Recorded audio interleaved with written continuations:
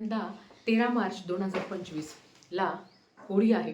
होळी हा दिवस आपल्या आयुष्यातील ज्या वाईट गोष्टी आहेत त्याचं दहन करण्यासाठी आहे. संपूर्ण भारतभर होळी अतिशय उत्साहाने साजरी केली जाते. होळीच्या निमित्ताने आपण आपल्या घरात जे काही वास्तुदोष निर्माण होणारे आहे अशा गोष्टी घराच्या बाहेर काढायच्या आहेत. त्याच्यामध्ये आहेत तुटलेल्या वस्तू, चिरलेली भांडे, तुटलेल्या चपला किंवा फाटलेली कपडे. देवघरासंदर्भात पण बऱ्याच वस्तू आहेत, ज्या देवाचे काही फोटो असतील जे जीर्ण झाले असतील, जे खंडित झाले असतील, ते सुद्धा तुम्हाला विधिवत विसर्जन करायचं आहे. आपल्या घरात ज्या काही काचेच्या वस्तू असतात किंवा एखादी इलेक्ट्रिकल वस्तू असते जी बंद पडलेली असते ती सुद्धा तुम्हाला घराच्या बाहेर काढायची आहे, म्हणजेच ती दुरुस्त करून तुम्ही त्याचा परत वापर करू शकता.